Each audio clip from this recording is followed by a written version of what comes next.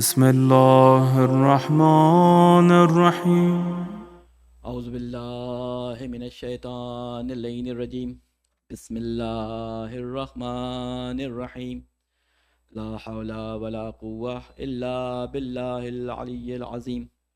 نحمده ونستعینه ونستغفره ونشکره ونتوسل الیہ ونتوکل علیہ. نصلی ونسلم علی خیرته فی خلقہ حافظ سرہ و مبلغ رسالاتہ سیدنا و نبینا ابی القاسم محمد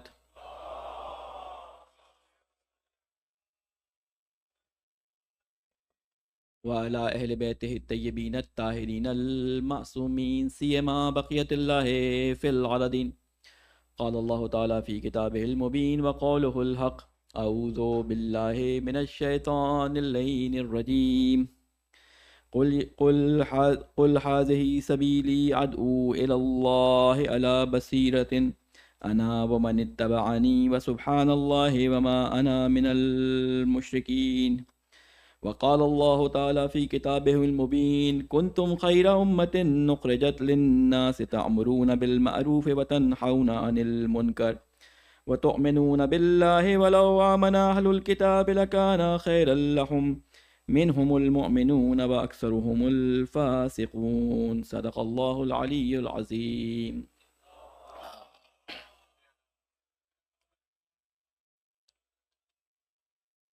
السلام علیکم ورحمۃ اللہ وبرکاتہ.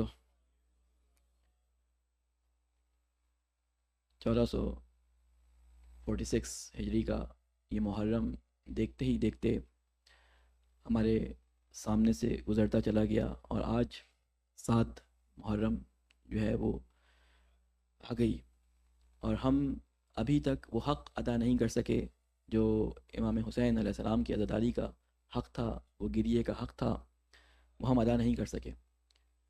ہماری زبانوں میں اتنی طاقت نہیں، ہمارے آنسوؤں میں وہ دم نہیں، ہمارے اندر کی جو امام حسین علیہ السلام کے ساتھ محبت کی شدت ہے، وہ ہمارے باہر کے خیالات کی وجہ سے پوری طرح اپنی محبت کا اظہار نہیں کر پا رہی. ان کی وجوہات جو ہم دیکھتے ہیں، اس کی وجہ ہمیں نظر آتی ہے کہ اطراف میں پھیلے ہوئے چاروں طرف کے ماحول میں کچھ ہی گھنٹے اور کچھ ہی جسے کہتے ہیں دقائق ہمیں ملتے ہیں کہ ہم امام حسین علیہ السلام کی مجالس کو برپا کرتے ہیں. اس وقت ہمارا دل منقلب ہو جاتا ہے، لیکن اس روح کو پوری طرح بیدار کرنے کے لیے، اس روح کو پوری طرح عزاداری کے لیے تیار کرنے کے لیے، اس روح کو پوری طرح امام حسین علیہ السلام کے ساتھ جوڑنے کے لیے ہمیں کوشش یہ کرنی چاہیے کہ ہم ان ایام کو، کہ جو محرم الحرام کے ایام کہلاتے ہیں، چاند رات والے دن سے لے کر محرم کے اواخر تک، یا یوں کہہ کم از کم عاشورہ تک، اپنے آپ کو تمام ان ایکٹیویٹیز سے، جس کو ہم دنیاوی ایکٹیویٹیز کہہ سکتے ہیں، ہر قسم کی تفریح سے، ہر قسم کی ایسی محافل سے کہ جو آپ کی توجہ کو ڈسٹریکٹ کر دیں، ہر قسم کے ایسے دوستانے سے کہ جو آپ کو کسی غلط طرف راغب کر دے، یعنی نیز ہر اس چیز سے جو آپ کی توجہ کو امام حسین علیہ السلام کی عزاداری کی طرف سے ہٹا دے، اس سے احتیاط کریں. اور اگر 40 دن انسان کوئی کام کر لے تو اللہ تعالیٰ نے جو ہے ہمیں بیان فرمایا کہ 40 کا ہنسا ایک ایسا ہنسا ہے جو روایات میں ملتا ہے کہ اگر 40 دن کوئی شخص کسی کام کے کرنے کا ارادہ کرتے ہوئے اس کام کو کر لے، یا 40 دن کسی کام کا ارادہ کرتے ہوئے اس کو چھوڑ دے، تو وہ اس کی عادت بن جاتی ہے اور وہ اس پہ مسلسل عمل کر سکتا ہے. لہٰذا یہی وجہ ہے کہ ہمیں روایات کے اندر بہت ساری دعاؤں میں ملتا ہے 40 دفعہ اس کو پڑھو. 40 سال کی عمر میں رسول کو مثلاً بعثت پہ بظاہر جو ہے وہ مبعوث کیا گیا، یا 40 سال کی عمر میں فلاں جو ہے وہ نبی کو بعثت پہ مبعوث کیا گیا، یا 40 سال کا ہونے کے بعد اللہ تعالیٰ انسان کے ذہن کو کامل کر دیتا ہے. 40 کا ہنسا عربی زبان میں اسے ہم کیا کہتے ہیں؟ اربعین اسی لفظ سے نکلا ہے، یعنی 40 دن. یہ 40 کا ہنسا بھی بڑا امپورٹنٹ ہے. یہ 40 دن کیوں رکھے گئے؟ تو اس میں بھی اللہ تعالیٰ کی بڑی حکمتیں ہیں. لہٰذا 40 دن تک کوشش کریں. زیارت عاشورہ کی تلاوت جو کر سکتا ہے وہ زیارت عاشورہ کی تلاوت کر سکتا ہے، وہ روزانہ زیارت عاشورہ کی تلاوت کرے. جو زیارت وارثہ کی تلاوت کر سکتا ہے، زیارت عاشورہ اگر لمبی لگتی ہے تو زیارت وارثہ کی زیارت کرے. اور جو مختصر بھی اگر زیارت کر سکتا ہے تو یہ زیارت ضرور کرے، کیونکہ ہمیں روایات میں یہ جملہ ملتا ہے کہ اگر تم امام حسین علیہ السلام کی زیارت کے لیے نہیں جا سکتے، کسی بھی وجہ سے تمہارے پاس وسائل نہیں ہیں یا تمہارے حالات نہیں ہیں، تو کم از کم دن میں ایک دفعہ یا ہفتے میں ایک دفعہ اپنے گھر کی چھت پہ جا کے کھلے آسمان کے نیچے صرف یہ کہہ دیا کرو السلام علیکم یا ابن رسول اللہ، السلام علیکم یا حسین الشہید، یعنی اپنے امام کو سلام ضرور کیا کریں، تاکہ آپ اپنی وفاداری کا امام کے ساتھ وہ عہد جو ہم ہر زیارت میں کرتے ہیں کہ اے امام میں آپ کے ساتھ، آپ کے دشمنوں سے دشمنی کرنے والا، آپ کے محبوں سے محبت کرنے والا، آپ کے کاموں میں خوش ہونے والا، آپ جن کاموں سے جو ہے دشمنی رکھتے ہیں ان کاموں سے دشمنی رکھنے والا، یعنی ان تمام باتوں کا عہد ہم ان تمام زیارتوں میں کرتے ہیں۔ یہ زیارت اصل میں ہے کیا؟ زیارت میں پہلے آپ اللہ کی تعریف کرتے ہیں، اس کے بعد رسول پہ اور انبیاء پہ سلام بھیجتے ہیں، پھر اس کے بعد ائمہ علیہ السلام پہ سلام بھیجتے ہیں۔ جب یہ سارے سلام بھیج دیتے ہیں تو آخر میں دعا آتی ہے، اور اس دعا سے پہلے آپ اپنی وفاداری کا اعلان کرتے ہیں، انی سلم لمن سالمکم وحرب لمن حاربکم۔ یہ وہ یعنی دعا کا مقام ہے جو اللہ تعالیٰ نے انبیاء علیہ السلام نے اور ائمہ علیہ السلام نے ہمیں سکھایا ہے کہ جب بھی دعا کی جائے تو اس سے پہلے سب سے پہلے اللہ کی تعریف کی جائے، اللہ پہ سلامتی بھیجی جائے، اس کے بعد جب آپ اللہ کا شکرانہ ادا کر لیں اس کے بعد اپنی دعا مانگیں۔ جتنی بھی آپ دعائیں دیکھیں گے، دعا بہت چھوٹی سی ہوتی ہے لیکن اس سے پہلے تمہید بہت بڑی ہوتی ہے۔ دعائے جوشن کبیر ہم رمضان میں پڑھتے ہیں، لوگ عموماً اکتا جاتے ہیں اور صفحے پلٹنے لگتے ہیں۔ وہ دعا کا اصل جسے کہتے ہیں لب لباب، دعا کا اصل جسے کہتے ہیں کہ وہ تیر جو اصابت کرتا ہے، جو فرشتوں کو جسے کہتے ہیں فرشتوں کی صفوں کو چیرتا ہوا مستقیم فرش الہی پہ جاتا ہے، وہ دعا کا ایک جملہ ہے، سبحانک یا لا الہ الا انت الغوث الغوث خلصنا من النار یا رب۔ ہمارے ہاں بعض جگہوں پہ، میں نے یہاں مجھے نہیں معلوم کیا ہوتا ہے، بعض جگہوں پہ یہ رواج میں نے دیکھا کہ اس وقت ایک پانی کی بوتل سامنے رکھ لیتے ہیں اور ایک دھاگا ہاتھ میں پکڑ لیتے ہیں اور اس کو بنانا شروع کر دیتے ہیں۔ وہ جو پیک پوائنٹ ہوتا ہے اللہ تعالیٰ سے مانگنے کا، سارے اللہ تعالیٰ کے ناموں کا واسطہ دے کر اللہ تعالیٰ سے ہم دعا کرتے ہیں کہ اللہ تعالیٰ تجھے تیرے اس نام کا واسطہ جس کی وجہ سے یہ ہوتا ہے، اس نام کا واسطہ جس کی وجہ سے یہ ہوتا ہے، جو دعا کرنی ہوتی ہے اے اللہ ہمیں آگ کے عذاب سے نجات دے، اس وقت ہم پھونکے مار رہے ہوتے ہیں اور یا دھاگا بنا رہے ہوتے ہیں۔ تو یہ چیز کہاں سے آئی؟ یہ چیز وہاں سے آئی کہ ہم کیونکہ سمجھ نہیں رہے ہوتے ہم کر کیا رہے ہوتے ہیں، ہم ائمہ علیہ السلام کے اس لحن سے واقف نہیں ہوتے کہ ائمہ علیہ السلام کی نصیحت کا انداز کیا ہے۔ یہ دعائیں، یہ امام سجاد علیہ السلام کی صحیفہ کاملہ کے اندر جتنی مناجات ہیں، یہ ہمیں سکھایا گیا ہے کہ کس طرح اللہ تعالیٰ سے دعا کرنی ہے اور تمہارا ٹاسک کیا ہے۔ یہ صرف ایسی نہیں ہے کہ ثواب کے لیے دعائیں پڑھی جاتی ہیں، ہم رمضان المبارک کے اندر دعائیں پڑھتے ہیں، ہر روز کی دعا امام کی طرف سے آئی ہے، اور اس دعا میں کیا ہے؟ یہی ہے کہ اللہ تعالیٰ کو اس کی صفات کا واسطہ دیا جاتا ہے، بزرگ ہستیوں کا واسطہ دیا جاتا ہے، اور ہر دن ایک دعا آخر میں چھوٹی سی دعا ہے کہ اللہ ان ناموں کی اور ان صفات کے واسطے سے تجھ سے دعا کرتے ہیں کہ آج کے دن ہم سے یہ گناہ دور کر دے، آج کے دن ہم سے یہ گناہ دور کر دے۔ کیوں امام نے یہ دعائیں تعلیم فرمائی ہیں؟ دیکھیں ہم شاید حکمتوں کو نہ سمجھ سکیں، علماء اس کو بیان کرتے ہیں کہ ان میں سے شاید ایک حکمت یہ ہو کہ امام بتا رہے ہیں کہ آج روزہ رکھنے کے بعد اللہ تعالیٰ نے تمہارے اندر وہ تبدیلی تمہارے نفس میں کر دی ہے اس روزہ رکھنے کی وجہ سے کہ تمہارے اندر یہ طاقت پیدا ہو گئی کہ جس گناہ کا اس میں ذکر ہوتا ہے اور جس چیز کے کرنے کا اس میں اللہ تعالیٰ سے دعا کی جاتی ہے، اللہ تعالیٰ اس دن روزہ رکھنے کے بعد تمہارے اندر وہ ایبیلٹی پیدا کر دیتا ہے، تمہارے اندر وہ قوت پیدا کر دیتا ہے کہ تم اگر اپنے آپ کو اس کام میں لگا دو تو وہ کام تم آسانی سے انجام دے سکتے ہو۔ یعنی سارا سال تم سوچتے رہتے ہو مثال کے طور پہ مجھے یہ کام چھوڑنا ہے یا مجھے فلاں کام کو کرنا ہے، تو ان دعاؤں میں 30 دن امام نے ہمیں تعلیم فرمائی ہے کہ تم روزانہ 2 روزے رکھنے کے بعد تمہارے اندر یہ ایبیلٹی رکھی ہے تم جھوٹ چھوڑ سکتے ہو، 3 روزے رکھنے کے بعد تمہارے اندر یہ ایبیلٹی رکھی ہے کہ تم اللہ تعالیٰ کے قرآن کو مسلسل اپنی جسے کہ تلاوت کا حصہ بنا سکتے ہو۔ مختلف آپ وہ ساری دعائیں مجھ سے بہتر جانتے ہیں۔ تو اسی طرح قرآن مجید ہے کہ قرآن مجید کے اندر بعض دعائیں ایسی آئی ہیں کہ اللہ تعالیٰ کے طرف سے بھیجے گئے جو نمائندے ہیں ائمہ علیہ السلام، انہوں نے کہا کہ ان کو نمازوں کے بعد اپنی دعاؤں کا حصہ بناؤ۔ مثلا ہم کیا پڑھتے ہیں؟ امن یجیب المضطر اذا دعا ہوا یکشف السوء۔ یہ دعا ہم کس لیے پڑھتے ہیں؟ کہ اس کے ذریعے ہمارے مریضوں کو شفا دیا جائے، اس کے ذریعے اللہ تعالیٰ جو ہے کیا کرے کہ اللہ تعالیٰ تو ہے جو مضطر کی دعا کو سنتا ہے۔ کبھی ہم نے یہ توجہ نہیں کی کہ اس میں الفاظ کیا استعمال ہو رہے ہیں، لفظ مستر استعمال ہوا ہے، اور عربی زبان کے اندر مستر کو اگر آپ دیکھیں تو اس کی تعریف اس طرح سے کی جاتی ہے کہ اگر کسی جانور کا یا کسی انسان کا بچہ آگ کے کنارے کھڑا ہو اور آگ میں کودنے والا ہو، اور یہ باپ یا ماں یا یہ جانور اس اپنے بچے کی مدد نہ کر پا رہا ہو، اور وہ اضطراب کی کیفیت جو اس کے اندر پیدا ہوتی ہے کہ یہ کام کرنے کی اس میں 100% آرزو ہے لیکن کسی وجہ سے وہ کر نہیں پا رہا، تو اس کیفیت کو اضطرار کہتے ہیں، مضطرب ہونا کہتے ہیں۔ کیا ہم جب یہ دعا پڑھ رہے ہوتے ہیں امن یجیب المضطر اذا دعا ہو یکشف السوء، ہماری وہ حالت مستروں والی ہوتی ہے یا نہیں ہوتی؟ اسی دعا کے پڑھتے پڑھتے مولانا صاحب پڑھتے رہتے ہیں، 5 دفعہ پڑھیں امن یجیب ہم اسی میں موبائل کے میسیج بھی چیک کر رہے ہوتے ہیں، امن یجیب المضطر زدہ، امن یجیب المضطر زدہ. تو کہاں وہ اضطرار کی کیفیت انسان کے اندر آتی ہے کہ وہ دعا مضطر کی قبول ہو جائے؟ تو ہمیں توجہ دینی پڑے گی کہ جو مطالب ہم پڑھ رہے ہیں ان کو ہم سمجھیں بھی. میں انشاءاللہ کوشش کروں گا، میں شروع سے توجہ میری اس پہ رہی کہ میں قرآن مجید سے متعلق آپ کو سناتا رہوں، اور آپ نے یہ بھی کہتے ہوں گے مولانا بہت زیادہ قرآن کرتے ہیں. میں کیا کروں، میں خود سے یہ قرآن نہیں کرتا. میرے ائمہ علیہ السلام نے، میرے نبی نے، میرے امام مولا امیر المتقین امیر المومنین علی ابن ابی طالب نے مجھے یہ نصیحت کی، مجھے یہ وصیت کی ہے. نہج البلاغہ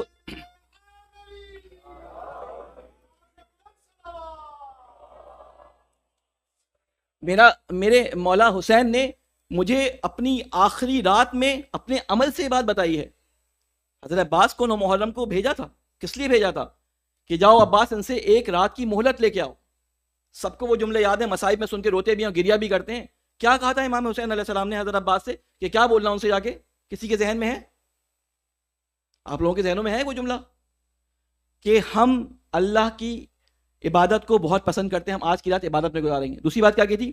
میں قرآن کی تلاوت کو بہت پسند کرتا ہوں، میں اللہ تعالیٰ کی قرآن کی کتاب کی قرآن کی تلاوت کروں گا، میں اللہ تعالیٰ سے راز و نیاز کروں گا. یعنی امام حسین نے عاشور سے پہلے 1 دن یہ پیغام اپنے چاہنے والوں کو پہنچایا ہے کہ دیکھو میں نماز سے محبت کرتا ہوں، میں قرآن سے محبت کرتا ہوں. اگر تم میرے چاہنے والے ہو، تمہیں میری اتباع کرنی ہوگی، تمہیں میری اطاعت کرنی ہوگی. ظہر کے وقت امام حسین علیہ السلام نے اس جنگ کے عروج کے درمیان جب آپ کے صحابی نے آپ کو یاد دلایا کہ نماز کا وقت ہو گیا، تو آپ نے نماز ادا کی میدان جنگ کے اندر. امام حسین کی مختلف چیزوں کی ہم شبیہ بنا کر اپنے جلوسوں میں، اپنے گھروں میں، اپنے جسے کہتے ہیں محافل کے اندر سجاتے ہیں. ہم امام حسین کے ساتھ جو چیز منسلک ہو گئی ہم اس کو تبرک سمجھتے ہیں، ہم اس کو متبرک سمجھتے ہیں، ہم امام حسین سے جڑی ہوئی ہر چیز کو متبرک سمجھتے ہیں. ہم تعزیہ نکالتے ہیں، ہم علم نکالتے ہیں، حضرت عباس سے منسلک، ہم مشکیزہ بی بی سکینہ سے منسلک اس میں لگاتے ہیں. ہم کیوں نہیں وہ تعزیہ، وہ علامت جس کو امام حسین علیہ السلام نے خود علامت کے طور پہ بیان کیا، اس علامت کو اپنی جلوسوں میں جو ہے وہ اپلائی نہیں کرتے؟ یہاں مجھے نہیں معلوم ہوتا ہے، نہیں ہوتا، بعض ممالک میں ایسے ہوتا ہے. وہ شبیہ خوانی، وہ شبیہ جو امام حسین علیہ السلام کی بہترین بن سکتی ہے، وہ کیا ہے؟ جلوس کے درمیان عزا کے وقت اگر نماز کا وقت ہو جائے تو وہ شبیہ نماز کی شبیہ بنائے کہ نماز کا وقت ہو گیا، صفیں بچھا دیں روڈوں پہ اور وہیں پہ نماز شروع کریں. یہ وہ شبیہ ہے جو امام حسین اپنی عزاداری میں چاہتے ہیں ہم سے. اگر ہم آج امام حسین کے چاہنے والے ہیں، یہ ماتم کرنا، یہ رونا، یہ گریہ کرنا، یہ زنجیر زنی کرنا، یہ صرف اس لیے نہیں کہ ہم اپنی محبت کا اظہار کر رہے ہیں، یہ اس بات کی علامت ہے کہ جب کوئی ہاتھ زور سے اپنے سینے پہ پڑتا ہے تو ہم اپنے مولا سے یہ عہد کر رہے ہوتے ہیں کہ مولا آج یہ ہاتھ آپ کے غم میں ہمارے سینے پہ لگ رہا ہے، اگر کل کسی مظلوم کو ضرورت پڑی اور ہمارے ہاتھوں کی طاقت کی ضرورت ہوگی تو ہم اس ہاتھ کا استعمال اس ظلم کو روکنے کے لیے کریں گے. اگر آج ہم اپنے زنجیر لگا رہے ہیں اور کل کسی جگہ کوئی زنجیروں میں جکڑا ہوا، کسی کی گردن زنجیروں میں جکڑی ہوئی، کوئی قیدی ہوا، کسی کی ضمانت کے بغیر بیل اٹکی ہوئی ہو اور کوئی مدد کرنے والا نہ ہو، تو آج ہم اس زنجیروں کو اپنے لگا رہے ہیں اور کل ہم ان زنجیروں کو کھولیں گے ان سے.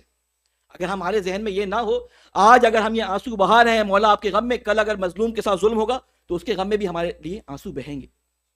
تو یہ امام حسین علیہ السلام سے مختلف طریقوں سے اپنے عہد نبھانے کا اور اپنے عہد کو جتانے کا اور اپنے عہد کو دکھانے کا طریقہ ہے. ان میں سے ایک طریقہ کیا ہے؟ قرآن مجید. ان میں سے ایک طریقہ کیا ہے؟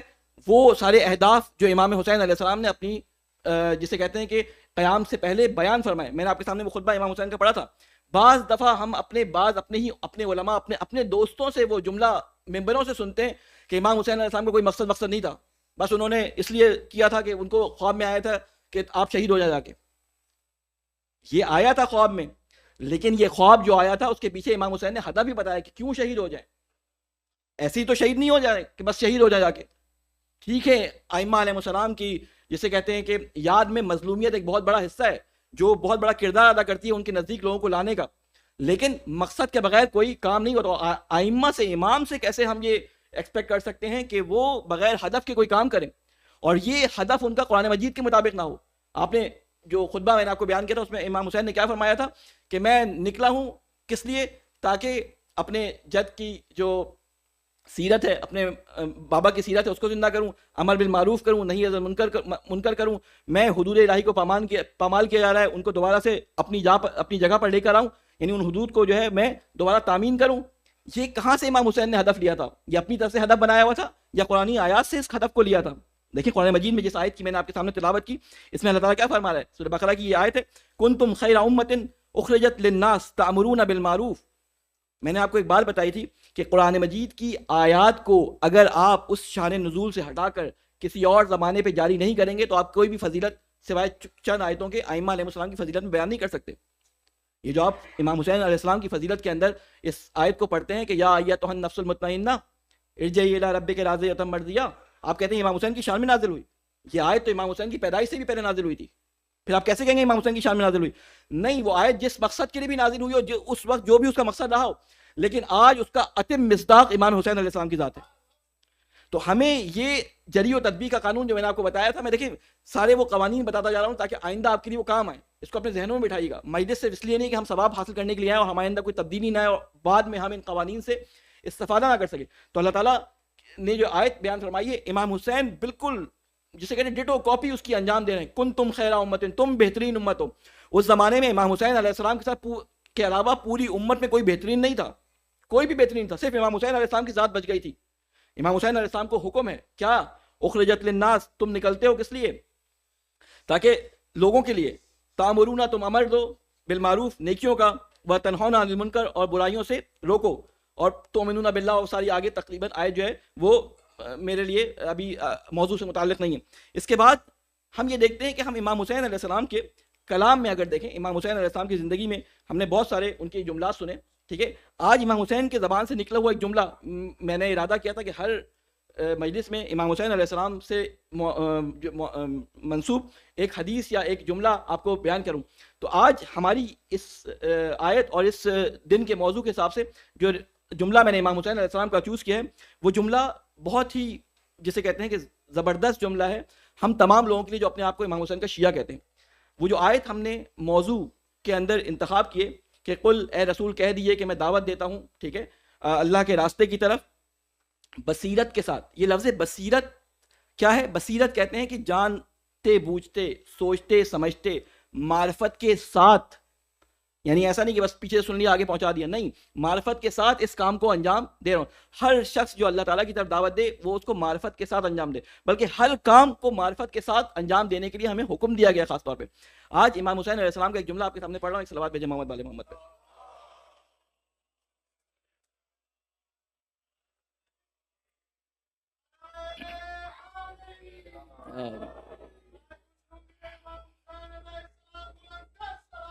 اللہم صلی علی محمد وآل محمد. تو یہ کیا فرماتے ہیں؟ قال الحسین علیہ السلام معرفت اہل کل زمان امامہم، لا يقبل اللہ عز وجل عملا الا بالمعرفہ ولا معرفت الا بعمل فمن عرف دلته المعرفت علی العمل ومن لم يعمل فلا معرفت له. کیا ترجمہ ہوا؟ اس میں امام حسین علیہ السلام فرماتے ہیں کہ تمام زمانے میں جو چیز معرفت کے قابل ہے، یا اگر زمانے کی معرفت حاصل کرنا چاہتے ہو تو اب جو امامہم، یعنی تمام زمانوں کی معرفت کا مرکز کیا ہے؟ ان کا امام ہے. یعنی معرفت اگر امام کی ہوگی تو تمہیں اس زمانے کی معرفت ہے. اس لیے وہ روایت آپ نے سنی ہوگی کہ جس نے اپنے زمانے کے امام کو نہیں پہچانا وہ جاہلیت کی موت مر گیا، میتتن جاہلیہ. ٹھیک ہے، من لم یعرف امام زمانہ ماتا میتتن جاہلیہ، یعنی وہ جہالت کی موت مر گیا. تو امام حسین علیہ السلام کیا فرما رہے ہیں کہ جس زمانے کے اندر اگر کوئی معرفت ہے اور کوئی معرفت حاصل کرنا چاہتا ہے زمانے کی، تو وہ اپنے امام کی معرفت حاصل کرے. لا يقبل اللہ، کہتے ہیں اللہ تعالیٰ قبول نہیں کرتا کسی بھی عمل کو، کسی بھی عمل کو قبول نہیں کرتا. مولا حسین سے فرما رہے ہیں الا بالمعرفہ، جو معرفت کے بغیر ہو. اللہ معرفت کے بغیر عمل کو قبول کرتا ہی نہیں ہے. ولا معرفت الا بالعمل، اور معرفت ہوتی نہیں ہے بغیر عمل کے. یعنی اگر ذہن میں عقیدہ ہو اور اس عقیدے پہ عمل نہ ہو، معرفت ہو ائمہ کی، ان کے قول کے مطابق، ان کے عمل کے مطابق، ان کی سیرت کے مطابق عمل نہ ہو، تو مولا حسین ہمیں بتا رہے ہیں کہ تم میرے چاہنے والے شیعہ محرم میں مجھ سے عہد کرنے کے لیے آئے ہو، اپنی مجھ سے جو ہے وہ بیعت کا دوبارہ تمدید کرنے آئے ہو، تو سن لو میری بات کو. کیا سن لو؟ کہ اللہ تعالیٰ کی یہ کہتے ہیں کوئی عمل معرفت کے بغیر قبول نہیں ہے، اور معرفت کا نتیجہ کیا ہوتا ہے کہ اس کے نتیجے میں عمل ضرور واقع ہونا چاہیے. بغیر عمل کے جو عقیدہ ہوتا ہے وہ معرفت نہیں کہلاتی. فمن عرفہ، جو معرفت حاصل کر لے تو یہ معرفت دلالت کرتی ہے اس کے عمل پر، یعنی یہ عمل اس کی معرفت پہ دلالت کرتا ہے. ٹھیک ہے. ومن لم یعمل، اور جو عمل نہیں کرتا، فلا معرفت لہ، تو اس کے لیے کوئی معرفت نہیں ہے. یہ مولا امام حسین علیہ السلام بتا رہے ہیں کہ عمل اور معرفت یہ ایک دوسرے کا لازم و ملزوم جز ہیں، بلکہ یوں کہہ لیں کہ علت اور معلول ہیں، ریزن اور کاز ہیں. اگر عمل نظر آ رہا ہے تو ہم دیکھیں گے کہ معرفت کے ساتھ ہے یا بغیر معرفت کے ہے، معرفت کے ساتھ ہے یا بغیر معرفت کے. دیکھیں نیت کے بغیر اگر کوئی کام کر لیں آپ تو بعض وہ کام جو ہیں وہ قبول ہی نہیں ہوتے، نیت نہ ہو اگر تو. ٹھیک ہے. لیکن بہرحال ابھی اس گفتگو کو ہم چھوڑتے ہیں. اب معرفت کے بارے میں اگر ہم دیکھتے ہیں کہ معرفت، بعض لوگوں کو قرآن مجید نے کہا کہ ان کو معرفت ہے، لیکن پھر بھی انہوں نے گناہ کیے. ان کے عمل جو ہے، معرفت کا لفظ جب استعمال کیا تو ان کا عمل بھی تھا لیکن عمل مخالف تھا. انہوں نے ساتھ دیا اور پھر ساتھ چھوڑ دیا. کس کے بارے میں اللہ تعالیٰ فرماتا ہے کہ یہ معرفت رکھتے ہیں. معرفت یعنی اس طرح پہچانتے ہیں کہ جیسے اپنے بچوں کو پہچانتے ہیں. یہودیوں کے بارے میں یہودیوں کے بارے میں مولا، ایک سوال بھیجے مولا علی محمد میں.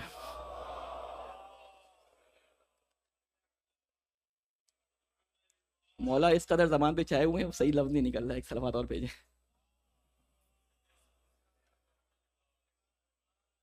اللہ تعالیٰ قرآن مجید میں تو اللہ تعالیٰ قرآن مجید میں یہ فرماتا ہے الذین آتیناہم الکتاب. میں نے کل آپ کو بتایا تھا کہ جو آیات جتنی بھی قرآن مجید کی ہیں جو بنی اسرائیل کے بارے میں، عیسائیوں کے بارے میں آئی ہیں، ان آیات کو امت مسلمہ پہ رکھا کریں. ان آیات کو امت مسلمہ پہ رکھا کریں، کیونکہ رسول خدا نے فرمایا تھا کہ جو کچھ ان کے ساتھ ہوا ہے وہ تمہارے ساتھ بھی ہوگا. اور اللہ تعالیٰ نے قرآن مجید میں فرمایا تھا کہ ذکرکم، اس میں تمہارا ذکر ہے اے رسول، اس میں تمہارا جو ہے وہ اے لوگوں، اس میں اے مسلمانوں، اس میں تمہارا ذکر ہے، اس قرآن کے اندر تمہارا ذکر ہے، یعنی تم بھی یہی کرو گے. ٹھیک ہے نا. تو یہاں پہ کیا فرمایا؟ الذین، وہ لوگ آتیناہم الکتاب، جن کو کتاب دی گئی، یعرفونہ کما یعرفون ابناہم، وہ رسول کو ایسے پہچانتے تھے جیسے اپنے بیٹوں کو پہچانتے ہیں، جیسے اپنے بیٹوں کو پہچانتے ہیں.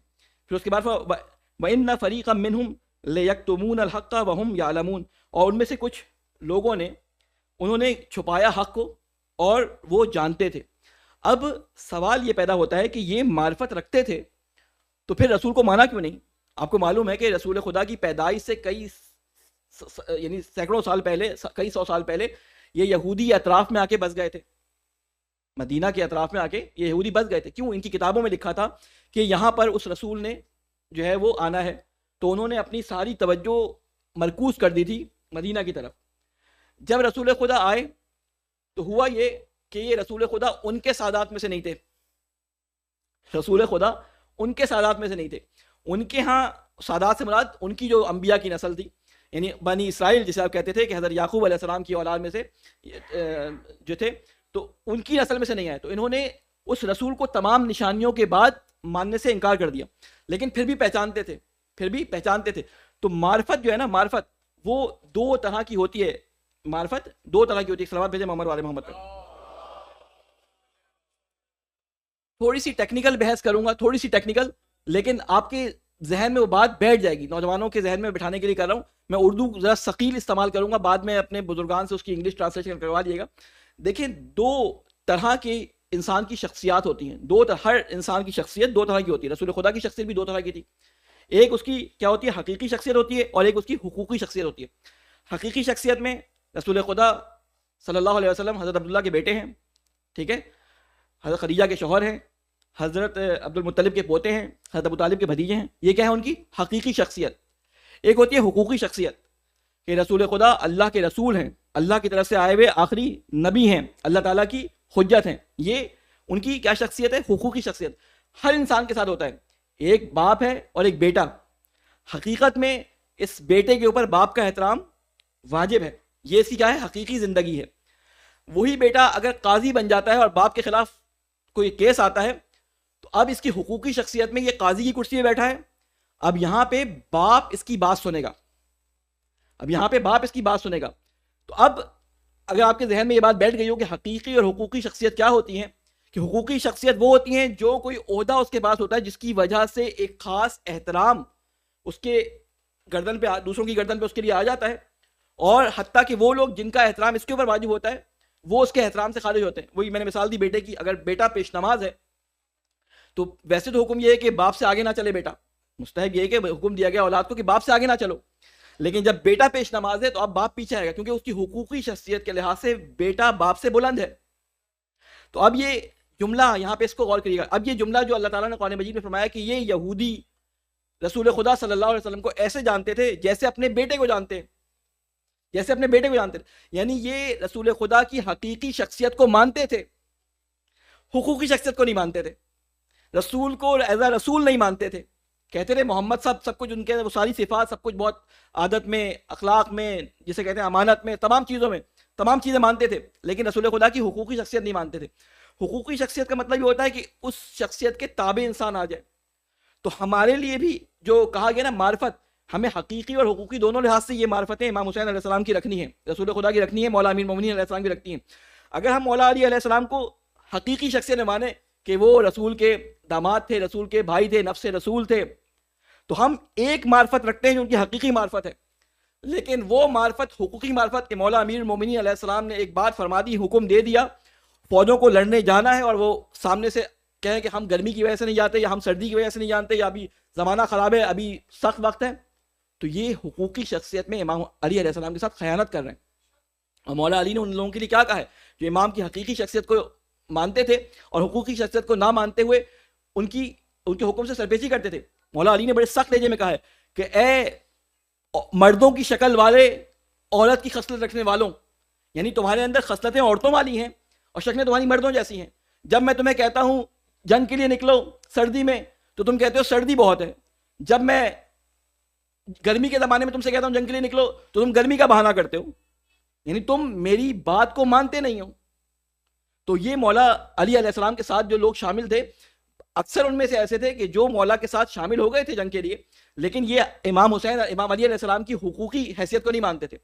امام حسین کی حقیقی شخصیت کو سارے رسول خدا صلی اللہ علیہ وسلم کے بعد جانتے تھے کہ رسول خدا نے امام علی علیہ السلام کی فضائل بیان کیے، یہ تمام کوالٹیز، تمام فضائل جو مولا علی علیہ السلام کے لیے بیان کیے وہ سارے ان میں پائے جاتے ہیں. لیکن امام علی علیہ السلام کی حقوقی شخصیت جو کہ غدیر میں مولا علی علیہ السلام کے لیے اعلان کی گئی اور پہلے سے رسول خدا اعلان کرتے جا رہے تھے، اس حقوقی شخصیت سے انکاری تھے.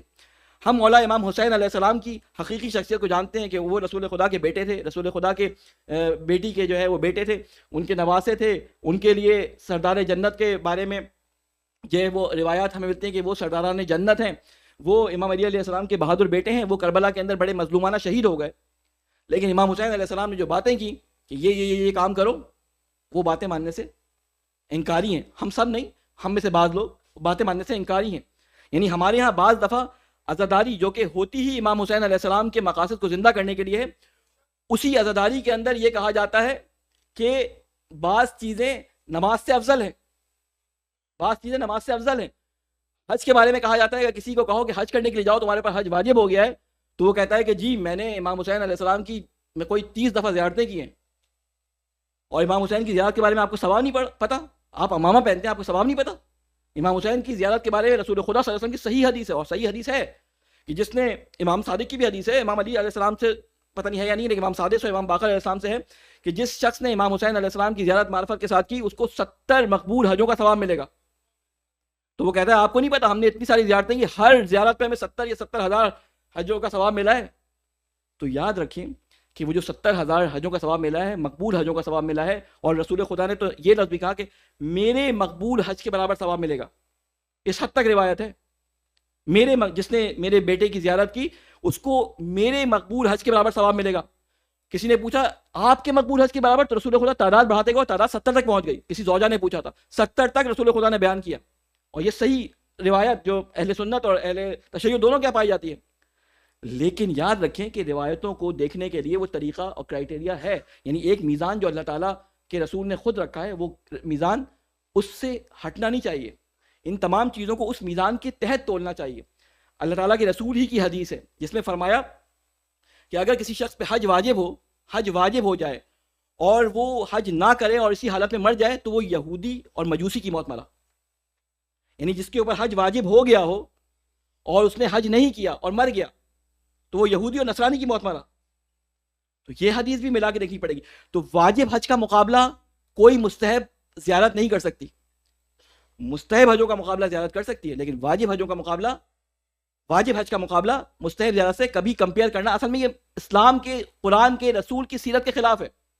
تو اس لیے کبھی واجبات کا مقابلہ جسے کہتے ہیں نا کہ مستحبات کے ساتھ نہ کرے.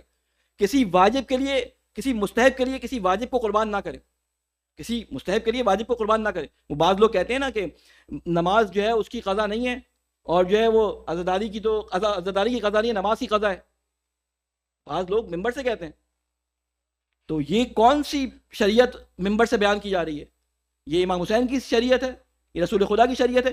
قرآن مجید کھلے الفاظ میں واضح طور پہ کہتا ہے کہ جب دوزخیوں اور جنتیوں کے درمیان رابطے کو برقرار کیا جائے گا کہ تم ذرا ایک دوسرے کے حالات پوچھ لو کہ تم یہاں پہ کیسے پہنچے، تو جنتیوں کو کہا جائے گا تم ان سے پوچھ تو یہ جہنم میں گئے کیوں ہیں.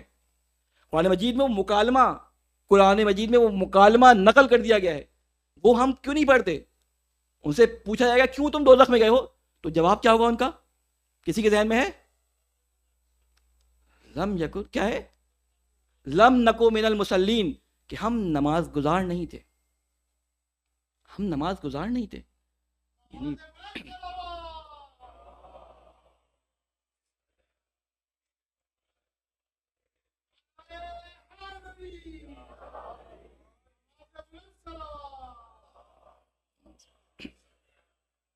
تو مولا حسین علیہ السلام کی ہمیں اگر فرامین دیکھنے ہیں، مولا حسین علیہ السلام کی سیرت پہ ہمیں چلنا ہے. کیونکہ دیکھیں آج میں بڑا اچھا جملہ کسی ایک خطیب کا سن رہا تھا، عربی خطیب تھا یا مؤلف تھا، لیکن اس نے بڑا اچھا جملہ کہا کہ ہم جتنی چیزیں کر لیں، جتنے اچھے کام کر لیں، جتنے بھی کچھ کر لیں، لیکن ہم عزاداری میں اپنے بچاؤ کا کام کر رہے ہوتے ہیں. ہم اپنے آپ کو اپنے تمام اعمال کے ساتھ امام حسین کی شخصیت کے پیچھے چھپا رہے ہوتے ہیں کہ اللہ ہم جو بھی کر لیں، ہمارے اعمال آپ کی بارگاہ میں پتہ نہیں کیسے ہوں، ان میں کتنی ریا ہو، کتنی اخلاص ہو، لیکن ہم اپنے آپ کو امام حسین علیہ السلام کے پیچھے چھپاتے ہیں کہ ہم امام حسین علیہ السلام ہماری شفاعت کریں گے. انشاءاللہ کل میں اس موضوع پہ بھی گفتگو کروں گا کہ امام حسین علیہ السلام کی شفاعت ہے کیا، وہ شفاعت جس کا ہم سے وعدہ کیا گیا وہ شفاعت ہے کیا.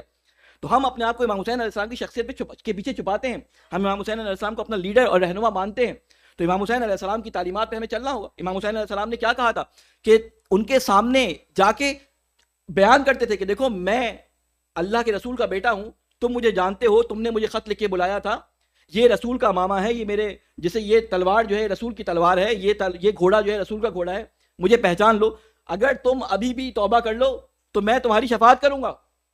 عمر سعد سے جو گفتگو ہے امام حسین علیہ السلام کی، اگر آپ وہ پڑھیں تو عمر سعد نے بہت بہانے کیے. امام حسین علیہ السلام نے اس کے سارے بہانوں کو توڑ دیا. عمر سعد سے امام حسین نے کیا کہا کہ تم میرے ساتھ مل جاؤ، تو اس نے کہا کہ وہ میری جائیداد ضبط کر لے گا. تو امام حسین نے کہا جتنی تمہاری جائیداد ہے اتنی میں تمہیں فلاں جگہ پہ میں تمہیں باغ تمہیں دے دوں گا. اس نے کہا میرے خانوادے کی جو ہے وہ حرمت پامال کر دے گا، وہ ان کو قید کر دے گا. تو امام حسین نے کہا کہ میں ان کو اپنے خانوادے کے ساتھ رکھوں گا، ٹھیک ہے، اگر یہ جنگ نہیں ہوئی تو میرے خانوادہ محفوظ ہے، اس طرح تمہارا خانوادہ بھی محفوظ ہو جائے گا. امام حسین اس سے سارے اس کے آرگیومنٹ توڑتے جا رہے ہیں. اس نے کہا کہ اس نے مجھ سے رہ کی حکومت کا وعدہ کیا ہے، آپ کا وعدہ، ہاں امام حسین نے کہا میں تمہیں جنت میں باغات دوں گا، ٹھیک ہے. تو اس نے کہا کہ آپ کا وعدہ ادھار ہے، اس کا وعدہ نقد ہے، رہ کی حکومت کا وعدہ کیا ہے.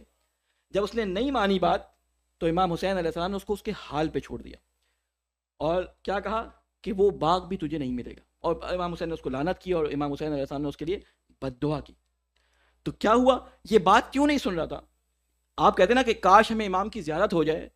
آپ سوچیں کہ امام معصوم ان کے درمیان موجود ہے، وہ مسلسل امام کے چہرے کو دیکھ رہے ہیں، امام کی حرکات و سکنات کو دیکھ رہے ہیں، لیکن ان پہ اثر نہیں ہو رہا. امام گفتگو کر رہے ہیں، مسلسل خطبے دے رہے ہیں، لیکن ان خطبوں کا ان پہ اثر نہیں ہو رہا. کیا وجہ تھی؟ کسی کے ذہن میں ہے وہ جملہ جو امام حسین علیہ السلام کا تھا؟ مولعت بطونکم مال الحرام، کہ تمہارے شکم جو ہیں وہ حرام مال سے بھرے ہوئے ہیں، اس لیے تمہیں میری بات سمجھ نہیں آتی. تو ایک وجہ بعض دفعہ گناہوں میں پڑنے کی، اور ایک وجہ ائمہ علیہ السلام کے فرامین پہ عمل نہ کرنے کی، ایک وجہ جو ہے وہ کیا نام ہے رسول خدا صلی اللہ علیہ وسلم کے فرامین پہ عمل نہ کرنے کی، ایک وجہ قرآن مجید پہ عمل نہ کرنے کی، ایک وجہ یہ بھی ہوتی ہے کہ بعض حرام مال ہم نہ چاہتے ہوئے بغیر سوچے سمجھے ہماری غذا کا حصہ بن جاتے ہیں. بعض چیزیں نہ چاہتے ہوئے بن جاتی ہیں. حرام مال بعض دفعہ ہم انٹینشن نہیں رکھتے، مال اس کا جو ہے وہ ہمیں کیا نام ہے اپنے جسم کا حصہ بنانا پڑتا ہے. میں آپ کو کیونکہ یہ شرعی مسئلہ ہے تو میں یہاں پہ بیان کر دوں, کیونکہ ان ممالک میں آپ کے ساتھ بہت پیش آتا ہے. یقیناً یہاں پہ پتہ نہیں ہے یا نہیں, ہمارے امریکہ میں تو بہت ساری جگہوں پہ یہ پیش آتا ہے. اور یہ میں ضروری سمجھتا ہوں کہ اگر ایک چیز سے آپ اویئر نہیں ہے تو اس کے لیے آپ اویئر ہو جائیں. دیکھیں اللہ تعالیٰ نے قرآن مجید میں اپنے فرامین بیان کر دیے, اور جو فرامین توضیح طلب تھے وہ ائمہ علیہ السلام نے اپنی روایات کے اندر بیان کر دیے. اس سے ایک قاعدہ اخذ کرتے ہوئے علماء نے ایک بات بتائی کہ کل شیء لک طاہر, تمہارے لیے ہر چیز پاک ہے, تمہارے لیے ہر چیز پاک ہے جب تک کہ تمہیں اس کی نجاست کے بارے میں پتہ نہ چل جائے. دیکھیں یہ قانون اپنے ذہن میں رکھیے گا, ہر چیز تمہارے لیے پاک ہے جب تک کہ اس کی نجاست کے بارے میں تمہیں پتہ نہ چل جائے. لیکن ایک چیز کے بارے میں یہ قانون الٹا ہے, اور وہ قانون کہاں پہ الٹا ہے, کسی کے ذہن میں ہے وہ قانون کہاں پہ الٹا ہے؟ وہ گوشت کے بارے میں ہے. گوشت کے بارے میں کہتے ہیں کہ تمام چیزوں کے بارے میں کیا حکم تھا کہ ہر چیز پاک ہے جب تک کہ اس کے نجس ہونے کے بارے میں تمہیں پتہ نہ چل جائے. لیکن گوشت کے بارے میں خاص روایتوں میں حکم ہے کہ گوشت کے جب تک حلال ہونے کا تمہیں پتہ نہ چل جائے جب تک نہ کھاؤ, جب تک حلال ہونے کا پتہ نہ چل جائے جب تک نہ کھاؤ. مسلمان ممالک میں اتنی پرابلم نہیں ہوتی ہے, وہاں پہ خیر ہم کیونکہ وہ اللہ تعالیٰ نے مسلمان کے بازار کا ایک حکم ہمیں آسانی کے لیے دیا ہوا ہے کہ مسلمان بازار سے جو چیز دی جائے وہ حلال ہے. ہم پاکستان میں تو آپ کو پتہ ہے گدھے وہی بھی کھلا دیتے ہیں وہ لوگ, لیکن بہرحال وہ ہمیں نہیں معلوم. لیکن ایک بات بتا رہا ہوں, لیکن یہاں پہ کیا ہوتا ہے, یہاں پر میرے ساتھ اپنے ساتھ یہ تجربہ ہو چکا ہے. یہاں پر حلال گوشت اور ذبیحہ حلال یا ہینڈ سلاٹر میں فرق ہوتا ہے. آپ اگر ہوم ڈپو بھی چلے ہیں تو وہاں پہ ذبیحہ حلال کا الگ پورشن ہے اور حلال کا الگ پورشن ہے. ان میں سے بعض حلال ذبیحہ حلال ہینڈ سلاٹر ہوتے ہیں, لیکن اس میں سے اکثر جو ہیں وہ صرف حلال گوشت ہوتا ہے, وہ شرعی طور پہ ذبح نہیں ہوتے. ہمارے ہاں گوشت کے جانور کے ذبح ہونے کی 4 شرائط ہیں. ان بنیادوں پر ہمارا اہل سنت سے یہاں پہ تھوڑا سا اختلاف ہے. ان میں کیا ہے, ان میں یہ کہ بس بسم اللہ کسی بھی طریقے سے پڑھ لی جائے اور اللہ کا نام لیا جائے, یہ 2 شرطیں ان کے یہاں ضروری ہے. ہمارے یہاں 4 شرطیں ہیں. یہ شرطیں جب تک پوری نہیں ہوں گی یہ مجلس میں بیان نہیں ہوتا, لیکن یہ ضروری ہے کیونکہ میں یہ جو امام حسین کا جملہ ہے نا کہ تمہارے پیٹوں میں مال حرام, نعوذ باللہ ہم حلال کمائی کر رہے ہیں, سب کچھ کر رہے ہیں, لیکن خدا نہ خواستہ نہ جانتے ہوئے ایک مسئلہ ہمارے پیٹوں میں حرام چلا جائے, امام حسین کے بقول ہماری دعائیں پوری نہیں ہوں گی, ہمیں امام کی بات سمجھ نہیں آئے گی, ہمیں خدا کی بات سمجھ نہیں آئے گی. تو اب کیا ہوتا ہے کہ اس میں ہوتا ہے کہ 4 شرطیں ہیں کہ سب سے پہلے جانور ایک تو حلال ہو, وہ تو شرط ہے ہی ہے, اللہ کا نام اس پہ لیا جائے, ذبح کرنے والا مسلمان ہو, قبلہ رخ ہو, اور 4 رگیں اس کی کٹیں, پوری گردن نہ اڑے, 4 رگیں کٹیں. تو وہ جگہ کہ جہاں پر ٹیپ ریکارڈ چلا کر 3 شرائط پوری ہو جاتی ہیں یا 2 شرائط پوری ہوتی ہے, قبلے کا اتنا وہ نہیں ہے, لیکن ٹیپ ریکارڈ چلا کے جو ہے وہ مشینیں چل رہی ہوتی ہیں, وہ ذبیحہ یا وہ کٹنگ کے جو گوشت ہوتا ہے وہ ہم نہیں کھا سکتے. ایک اور پرابلم کیا ہوتی ہے, ایک پرابلم یہ ہوتی ہے کہ عربوں میں بعض جگہوں پہ میں نے دیکھا, اور بھی جگہوں پہ ہوگی, لیکن میرا جو تعلق ایک معاملہ اس طرح سے گزرا ہے کہ جب ان سے کہا کہ حلال ہے, کہتے ہیں حلال ہے. جب ذرا تحقیق کی تو پتہ چلا وہ حلال کہہ رہے ہیں کہ یہ جانور حلال ہے, وہ ذبیحہ نہیں ہوا ہوا, وہ اسلامی طریقے سے سلاٹر نہیں ہوا ہوا, وہ جانور گائے یا بکری یا بھیڑ یا اس طرح کے جانور ہے یا اونٹ ہے تو اس کو حلال کہتے ہیں. تو اس لیے اس معاملے میں ذرا اویئر ہوں, اپنے جسموں میں, اپنے بچوں کے جسموں میں اس چیز کو جسے کہتے ہیں خاص دیکھتے ہوئے جو ہے وہ اپنے جسم کا حصہ بنائیں. کیونکہ مولا امام حسین علیہ السلام کا جملہ آپ کے ذہن میں رہے کہ تمہارے جسموں میں مال حرام ہے جس کی وجہ سے تمہیں میری بات سمجھ نہیں آتی. وہ مال حلال مائے حرام چاہے وہ حرام کے ذریعے کمایا ہو یا اس طریقے سے حرام وارد ہو جائے. بہت ساری باتیں اس میں کرنے کے لیے, بہرحال میں شرعی مسئلہ بتانا میرا وہ نہیں تھا, لیکن یہ کیونکہ اس موضوع سے متعلق تھا اس لیے میں نے چاہا کہ اس بات کو بیان کرنے کے سوال بھیجیں محمد والے محمد پہ. وقت ہر روز اتنی تیزی سے گزرتا ہے کہ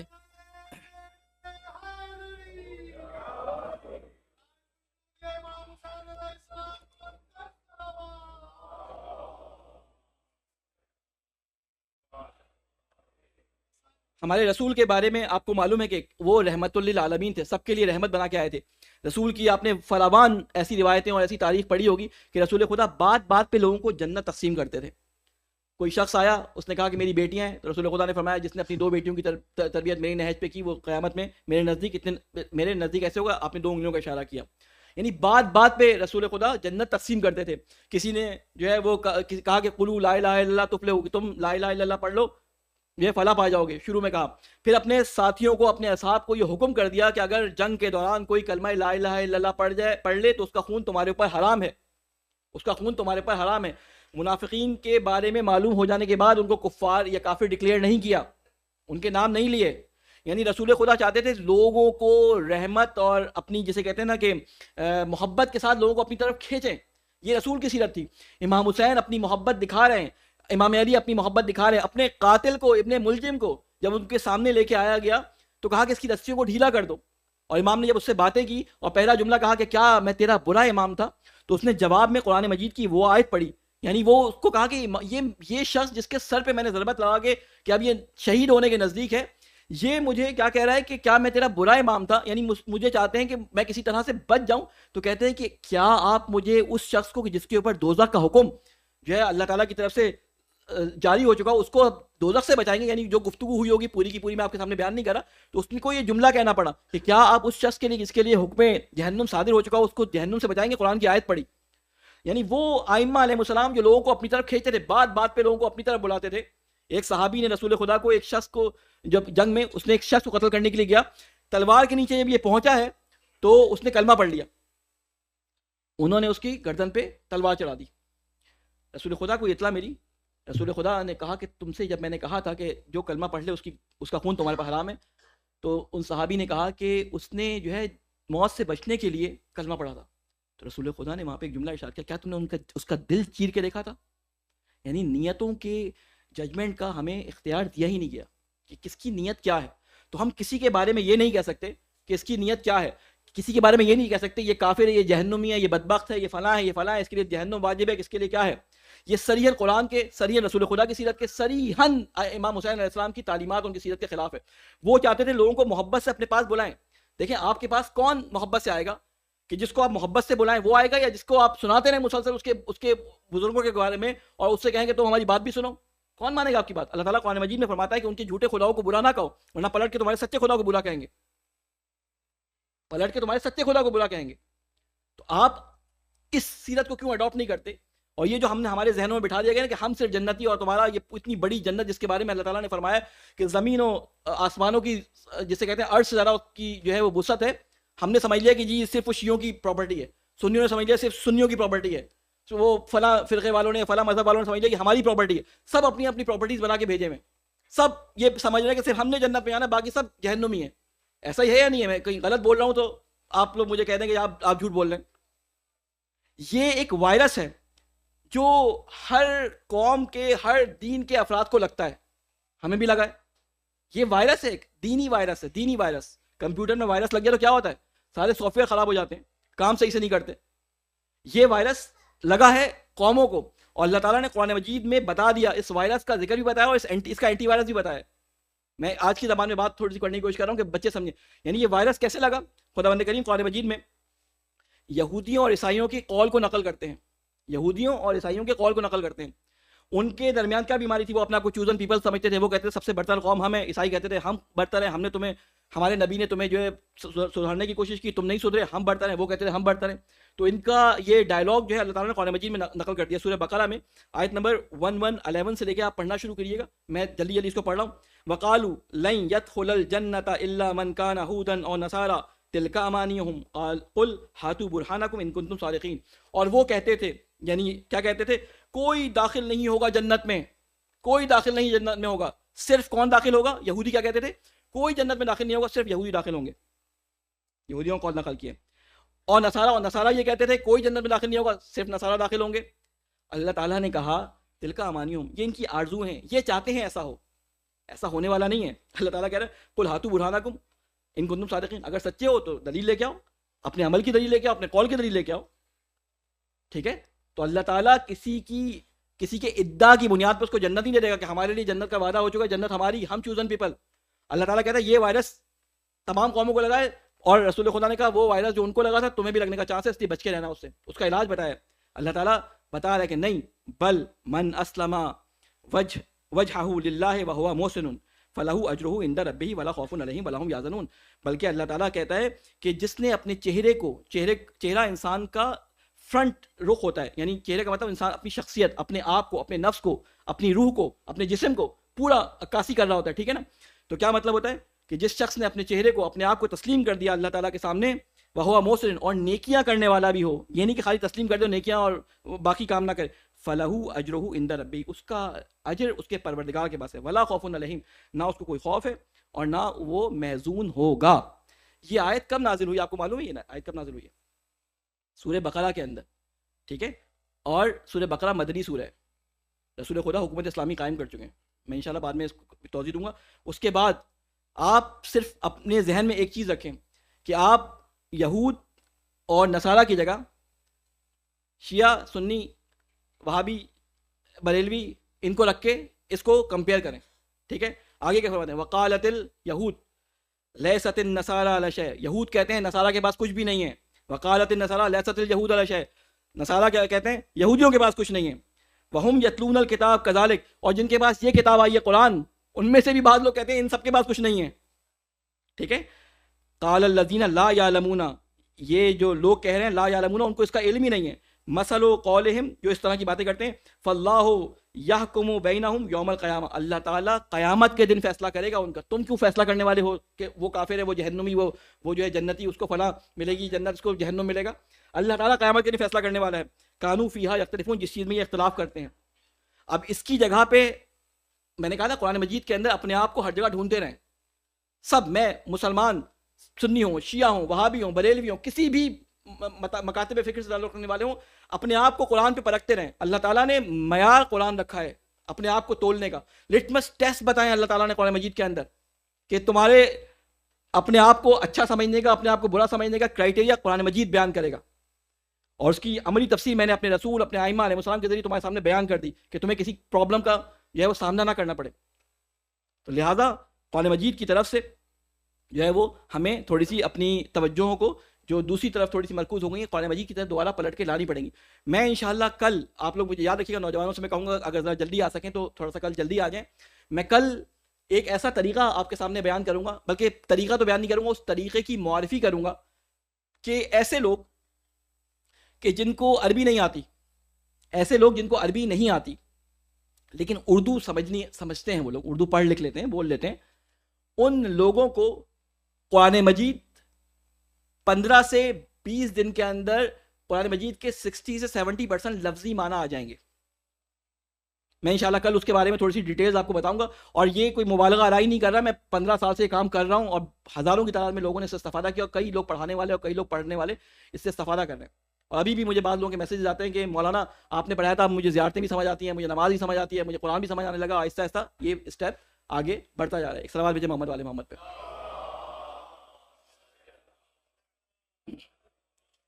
بہرحال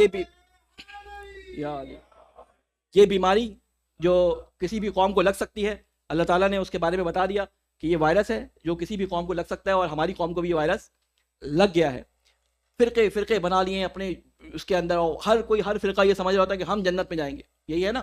قرآن مجید میں صریحاً اس کے بارے میں کیا کہا ہے؟ ان الذین فرقوا دینہم، وہ لوگ جنہوں نے اپنے دین کے اندر فرقے بنا لیے ہیں، ٹھیک ہے، جنہوں نے دین کے اندر فرقے بنا لیے ہیں، وکانوا شیعاً، اور وہ شیعہ ہیں۔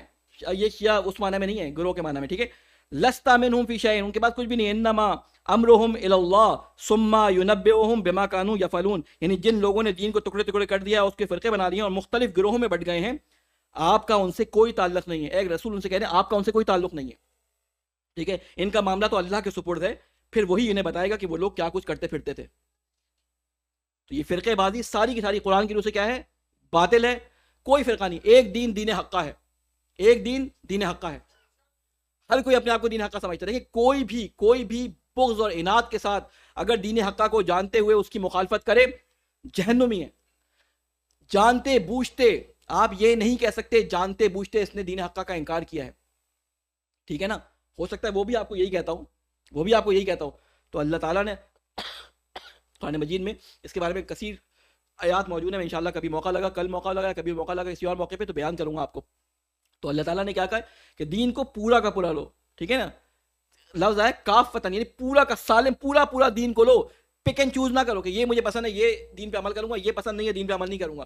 جہاں پہ کہا جا رہا ہے کہ مثلاً صدقہ دو، میں پیسے کی قربانی دے سکتا ہوں لیکن اپنی اولاد کی قربانی نہیں دے سکتا، میں داڑھی رکھ سکتا ہوں لیکن میں حجاب نہیں پہن سکتی، مثال کے طور کوئی بھی ایک آپ کر لیں، یعنی کچھ چیزوں میں پک کر لیں دین کو، کچھ چیزوں میں پک نہ کریں۔ اللہ تعالیٰ کہتے ہیں پورے کے پورے اسلام میں داخل ہو جاؤ۔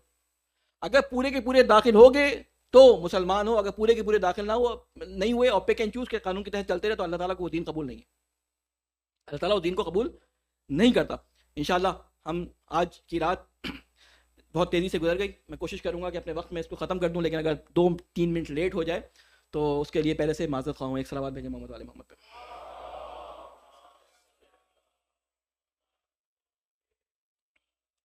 اللہ تعالیٰ نے جب میں ذرا آپ کو عزاداری کی تھوڑی سی تاریخ کو ایک کلی نگاہ آپ کے سامنے بیان کر دوں کہ عزاداری کہاں سے شروع ہوئی ہے.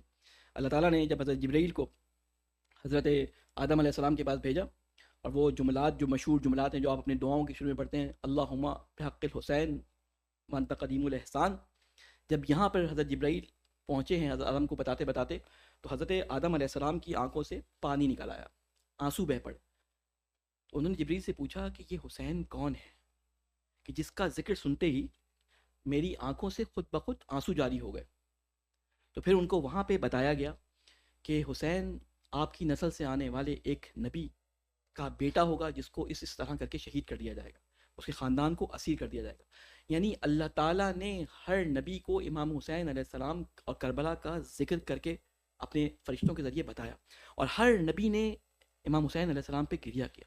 تمام ائمہ علیہ السلام سب کی اپنی جگہ منزلت، لیکن جو امام حسین علیہ السلام کو روایات کے اندر بیان کیا گیا، ایک الگ ہی ہمیں نظر آتا ہے کہ اللہ تعالیٰ نے ایک الگ ہی طریقے سے امام حسین علیہ السلام کا ذکر کیا ہے. ایک عزاداری کی ابتدا ہمیں نظر آتی ہے، اور ایک زیارت ناہیہ میں امام زمانہ علیہ السلام کا ایک جملہ ہمیں نظر آتا ہے کہ جس میں کہتے ہیں کہ انا ابن الحسین، میں حسین کا بیٹا ہوں اور میں اپنے باپ کا بدلہ لوں گا، ان کے قاتلوں سے بدلہ، ان کے خون کا بدلہ لوں گا. یعنی یہ جو دو گریہ اور دو عزاداریوں کے دو رخ آپ کو نظر آ رہے ہیں، ایک دنیا کی ابتدا میں اور ایک دنیا کی اس انتہا میں جب امام زمانہ علیہ السلام تشریف لے کے آئیں گے. تو یہ عزاداری تو قائم رہے گی، اس عزاداری کو ہم نے اپنی روحوں میں اتارنا ہے، اس سے ہمیں پیغام لینا ہے. تو یہ جو جملہ امام حسین علیہ السلام کے لیے فرمایا گیا کہ جس کی وجہ سے ان کے دل میں رقت آ گئی، تو سوچیں کہ اس امام حسین علیہ السلام کا کتنا بڑا رتبہ ہوگا. اور آج ہم اس شخصیت کا ذکر کرنے والے ہیں کہ جس پر امام حسین علیہ السلام کو بہت مان تھا. یعنی وہ کربلا کہ جس کا تذکرہ آدم سے لے کر ہر نبی اور ہر نبی سے لے کر امام زمانہ علیہ السلام تک مسلسل ہوتا رہے گا اور ہوتا رہا ہے، اس کربلا میں امام حسین علیہ السلام نے پرچم جس شخصیت کے ہاتھ میں دیا وہ میرے مولا حضرت ابوالفضل عباس ہے. حضرت عباس کی شخصیت کے بارے میں بہت کم ہمارے یہاں گفتگو ہوتی ہے. میں تھوڑا سا مصائب سے پہلے کچھ باتوں کو بیان کرنا چاہتا ہوں کہ دیکھیں وہ علی کہ جس نے اللہ تعالیٰ سے کبھی کچھ مانگا نہیں، کبھی اللہ تعالیٰ سے کچھ مانگا نہیں. ایک ہمیں خواہش ملتی ہے کہ امام علی علیہ السلام نے اللہ تعالیٰ سے کی ہو، اور وہ کون سا موقع تھا جب اپنے بھائی عقیل سے کہا، ایک اللہ تعالیٰ سے دعا کی، وہاں پہ اس کے بعد عقیل سے کہا کہ حضرت فاطمہ کی شہادت کے بعد عقیل سے کہا کہ میرے لیے ایک ایسے بہادر خاندان سے کسی خاتون کا انتخاب کرو کہ جس کے ساتھ میری شادی ہو اور اس کے بطن سے ایک ایسا بچہ پیدا ہو جو جری ہو اور بہادر ہو. یہ دعا مولا علی علیہ السلام کی دعا تھی جو انہوں نے اللہ تعالیٰ سے کی اور اللہ تعالیٰ سے مانگا حضرت عباس علیہ السلام کو. مولا علی علیہ السلام کی دعا کا نتیجہ ہے حضرت عباس. اور بی بی فاطمہ نے اپنی شہادت سے پہلے حضرت عباس کی پیدائش سے پہلے ان کے لیے دعا کی ہے. ابھی موقع نہیں ہے کہ اس کو بیان کروں میں. تو حضرت عباس کی شخصیت وہ شخصیت ہے کہ جس کے بارے میں مولا امام سجاد علیہ السلام فرماتے ہیں کانا رجلاً فقی، کہ میرے مولا میرے چچا عباس رجل فقی تھے، وہ شخص زندہ دار تھے، ان کے ماتھے پر نماز کے سجدوں کی وجہ سے نشان پڑ گئے تھے، وہ خشوع و خضوع سے اللہ تعالیٰ کے خوف سے ان کا چہرہ زرد رہتا تھا. وہ حضرت عباس تھے، وہ حضرت عباس کہ جس کو اللہ تعالیٰ کے پاورفل بندے، جس کو آپ شجاعت کے نمائندے کے طور پہ جانتے ہیں، مولا علی علیہ السلام، جنگی فنون مولا عباس کو حضرت علی علیہ السلام نے سکھائے تھے. جنگ صفین میں جب مالک اشتر لے جانے کو تیار نہیں تھے حضرت عباس کو اپنے ساتھ جنگ میں، تو مولا علی سے سفارش کروا کر کہا کہ مولا کی سفارش کروا کے جنگ صفین میں چلے گئے. اب عباس چھوٹے تھے، اس وقت 11 سال عمر رہی ہوگی. حضرت علی کا جب انتقال ہوا ہے تو حضرت عباس جو ہیں وہ 14 سال کے ہیں. اس سے پہلے جنگ صفین کچھ سالوں پہلے ہی ہوئی ہے، تو حضرت عباس کی عمر اس وقت 11 یا 11.5 اس طرح کچھ ہے. تو حضرت عباس چھوٹے ہیں، تو جب جنگ کے لیے گئے ہیں تو چہرے پر نقاب ڈال دیا کہ کوئی یہ نہ سمجھے کہ بچہ آ گیا. تو وہاں کے لوگوں نے کہا کہ یہ کون لڑنے کے لیے آیا، کہ لڑنے کا طریقہ تو بیان کر رہا ہے، کہ یہ طریقہ بتا رہا ہے کہ یہ علی ہے. تو کچھ لوگوں نے کہا نہیں یہ علی نہیں ہے، کچھ لوگوں نے کہا علی ہیں. تو کچھ بوڑھے جو موجود تھے انہوں نے کہا کہ اگر تم دیکھنا چاہتے ہو کہ یہ علی ہیں یا نہیں ہیں تو پیچھے سے حملہ کرو اور چاروں طرف سے حملہ کرو. تن بے تن لڑائی میں علی سے کوئی نہیں جیت سکتا. تم چاروں طرف سے حملہ کرو، اگر یہ پیچھے پلٹ جائے اور رخ موڑ کے واپس چلا جائے تو پھر کوئی اور ہے، اور اگر رخ نہ پلٹے تو علی ہے. لوگوں نے چاروں طرف سے حملہ کیا اور عباس کی تلوار ایسا چلنا شروع ہوئی کہ علی کے فن کے مطابق کبھی کسی کی گردن کٹتی، کبھی کسی کا بازو کٹتا. تو لوگوں نے کہنا شروع کیا کہ یہ علی ہے. ادھر سے مولا علی علیہ السلام آگے آئے اور کہا کہ یہ علی نہیں، یہ میرا بیٹا عباس ہے. یعنی شجاعت عباس کے اندر بچپن سے تھی، بہادر بچپن سے تھے، جنگی فنون کے ماہر بچپن سے تھے. امام حسین علیہ السلام بنی ہاشم کے تمام جوانوں کو تربیت دینے والے حضرت عباس علیہ السلام تھے.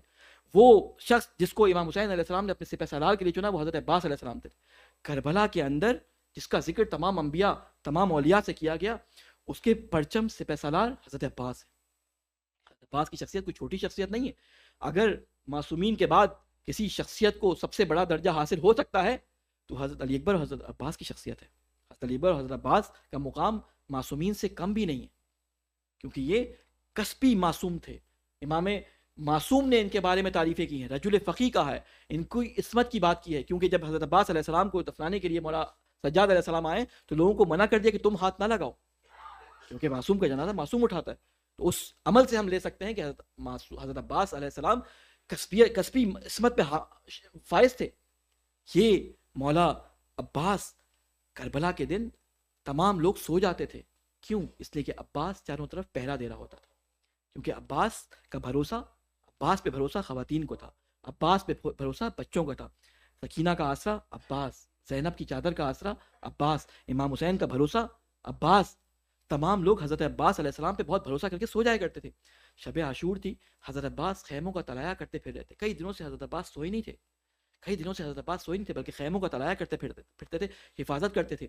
ایک دفعہ زہیر قین نے آواز دی، عباس ذرا ٹھہرو، میں تمہیں تمہارے بابا کا قول سناؤں. عباس نے گھوڑے سے اترے بغیر کہا کہ زہیر اس وقت میں حفاظت پہ مامور ہوں، میں گھوڑے سے اتر نہیں سکتا، لیکن آپ نے بابا کا نام لیا ہے تو میں آپ کی بات سنوں گا. کہا کہ تمہارے بابا نے تمہارے لیے دعا کی تھی اور آج کے دن کے لیے اللہ سے آپ کو مانگا تھا. حضرت عباس علیہ السلام نے جوش سے زہیر سے کہا کہ آپ مجھے جوش دلاتے ہیں، آپ مجھے جرت دلاتے ہیں. آج میں جنگ کے ایسے کرشمے آپ کو دکھاؤں گا کہ نہ اس سے پہلے کبھی کسی نے جنگ میں دیکھا ہوگا، نہ اس کے بعد کوئی دیکھے گا. یہ کہہ کہ حضرت عباس نے گھوڑے کو ایڑ لگائی اور مارے جو ان کا بہت بہادر سردار تھا اس کی گردن سر سے اسی کے نیزے سے کاٹ دی. اس کے بعد حضرت عباس چاروں طرف پہرا دیتے رہے. صبح عاشور آ گئی، ایک ایک کر کے اصحاب شہید ہوتے گئے. بنی ہاشم تمام ایک ایک کر کے اللہ تعالیٰ کے راستے میں امام حسین پہ اپنی جان نچھاور کرتے چلے گئے. وہ وقت بھی آ گیا کہ اب کوئی امام حسین علیہ السلام کا صحابی اور کوئی بنی ہاشم کا جوان بچا نہیں. مولا عباس علیہ السلام امام حسین علیہ السلام کے پاس بار بار آتے تھے کہ مولا مجھے جنگ کی اجازت دے، مولا مجھے جنگ کی اجازت دیں. لیکن مولا حسین علیہ السلام آپ کو جنگ کی اجازت نہیں دیتے تھے. بار بار یہی کہتے تھے عباس تم میرے لشکر کے سپہ سالار ہو، عباس تم میرے لشکر کے سپہ سالار ہو. جب تمام کے تمام لوگ شہید ہو گئے، حضرت عباس نے آ کے دوبارہ مولا حسین سے التجا کی کہ مولا مجھے اجازت دیں. تو مولا نے وہی جملہ دہرایا. جب مولا نے جملہ دہرایا تو ایک دفعہ امام حضرت عباس علیہ السلام نے دائیں دیکھا، ایک دفعہ بائیں دیکھا. کہا مولا وہ اب لشکر کہاں رہا جس کا میں سپہ سالار تھا. اب یہ گفتگو ہو رہی تھی کہ خیموں سے لتش لتش کی صدائیں بلند ہوئی. ارے حضرت عباس نے جب یہ خیموں کی صدائیں سنی تو ذرا مسکراہٹ آئی. امام حسین علیہ السلام نے کہا عباس تمہیں جانے کا بہانہ مل گیا، جاؤ ان بچوں کے لیے پانی لے کر آؤ. عباس جانا چاہتے ہیں. حضرت امام حسین نے عباس کی تلوار لے لی، ایک ٹوٹا ہوا نیزہ حضرت عباس کے ہاتھ میں پکڑا دیا. عباس پانی لے کے آنا ہے. عباس خیموں کی طرف گئے. ایک خیمہ تھا جس میں مشکیزیں تھے. ارے مشکیزیں گیلے ہوتے ہیں، کیا دیکھتے ہیں کہ ان کی تری سے بچے چھوٹے چھوٹے لپٹے لیٹے ہوئے ہیں. لوگوں نے بچوں نے اپنی اس تری کو اپنی گلوں پہ لگایا ہوا ہے. حضرت عباس نے سکینہ کو بلایا. ارے بیٹا اپنی مشت دو، میں بھر کے لے کے آؤں گا. ارے سکینہ نے خوشی سے اپنی مشت دی. حضرت عباس نے مشت لی. سکینہ نے بچوں کو کہنا شروع کیا ارے بچوں پریشان نہ ہو، میرے چچا جا رہے ہیں، پانی لے کے آئیں گے. میں مختصر کر رہا ہوں. حضرت عباس چلے ہیں، چاروں طرف سے تیروں کا حملہ ہے، 4000 تیر سوار ہیں، کوئی تلوار باز نزدیک آنے کو تیار نہیں ہے، سب عباس کو جانتے ہیں، دور سے تیروں کا حملہ کر رہے ہیں، لیکن عباس فنون جنگ کے ماہر ہیں، تیروں کو کاٹتے ہوئے نہر تک پہنچے، نہر میں اترے، نہر میں اترنے کے بعد مشکیزے کو پانی میں ڈالا، مشکیزہ بھرا، ارے چلو میں پانی اٹھایا، گھوڑے کی طرف پانی دیا، گھوڑے نے پانی پینے سے انکار کر دیا، چلو میں پانی اٹھا کر آسمان کی طرف بلند کیا۔ ایک بدبخت مورخ نے یہ لکھ دیا کہ عباس پانی پینا چاہتے تھے۔ ارے میں کہوں گا تجھے کیا پتا عباس کیا کرنا چاہتے تھے؟ میں آپ کو یاد دلاؤں، جب مولا علی علیہ السلام اس دنیا سے جا رہے تھے، سب کو امام حسین علیہ السلام کے، امام حسن علیہ السلام کے سپرد کر دیا۔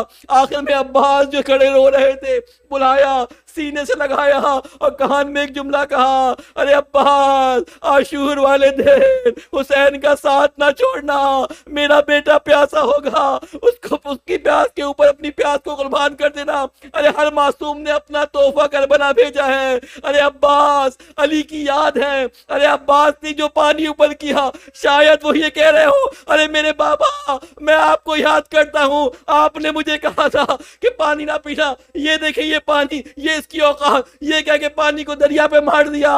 ارے عباس دریا سے پانی لے کے چلے ہیں۔